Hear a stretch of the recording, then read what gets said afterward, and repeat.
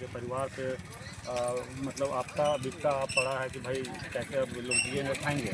और बीते 20-25 सालों से ये लोग वहाँ पे तैर रहे थे, लेकिन कंपनी अचानक कट कर दी। कुछ मांगे थी जो कंपनी आश्वासन दे के भी ना मानी और सीधे कंपनी बिना नोटिस का बंद कर दी। तो अब इससे क्या हुआ, बीते दिनों हम लोग लेबर सुपरिटेंडेंट से मिले थे और उनके तरफ से किसी तरह से कोई जवाबी कार्रवाई नहीं आया। तो आज हम लोग डीसी महोदय के पास में आए हुए थे वेट करने के लिए कि भाई ऐसा ऐसा बात है, लेबर का जो समस्या है उसको सॉर्ट आउट कीजिए, क्योंकि प्रत्यक्ष रूप से लगभग 300 लोग बेरोजगार हो चुका है और आपके क्षेत्राधिकार में है। अगर और इस तरह का घटना घटा है तो भाई जिम्मेवारी आपकी बनती है। तो बैड लक रहा कि डीसी महोदय नहीं थे, तो उनसे बात जब टेलीफोनिक वार्ता हुई तो उन्होंने बोला कि आप जो भी समस्या है डीडीसी के पास रख दीजिए और जैसा भी होगा हम लोग हमको रिपोर्ट करेंगे तो सॉर्ट आउट करेंगे। तो डीडीसी से जैसे ही हम लोगों का बात हुआ, अभी वार्ता चली रही थी, तो उन्होंने बोला कि जो भी फैक्ट्री नॉर्म है उस आधार पे कंपनी बंद करने का भी एक नियम है।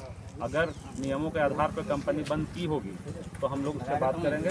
और लेबर लॉ का भी कुछ नियम है कि भाई लेबर को भी अगर किसी तरह से पूछा तो उसको कुछ किया जाना है, क्या है नहीं। लेबर लॉ में भी बहुत सारा एक्ट है, उस आधार पर उनको भी वो सुविधा मिलना चाहिए। तो दोनों नियमों से बंधे हुए हैं। तो जो भी गलती है, अगर कंपनी कुछ की है तो भाई उसका नियम देखा जाएगा और लेबर लॉ क्या कहता है उसके तहत में हम लोग जो यहाँ पे ऑफिशियल्स हैं, लेबर सुपरिटेंडेंट है, सेफ्टी इंस्पेक्टर है, चीफ सेफ्टी इंस्पेक्टर है, फैक्ट्री इंस्पेक्टर है, तो ये लोग के बीच में बात रख के और जो जेन्युइन कार्रवाई है वो हम लोग करेंगे और बाकी लेबर को न्याय मिलेगा। और हम लोग लेबर के ही पक्ष में बात रखते हैं, क्योंकि हम लोग उसी के लिए हैं, पब्लिक के लिए हैं और पब्लिक फेवर में ही बात करते हैं।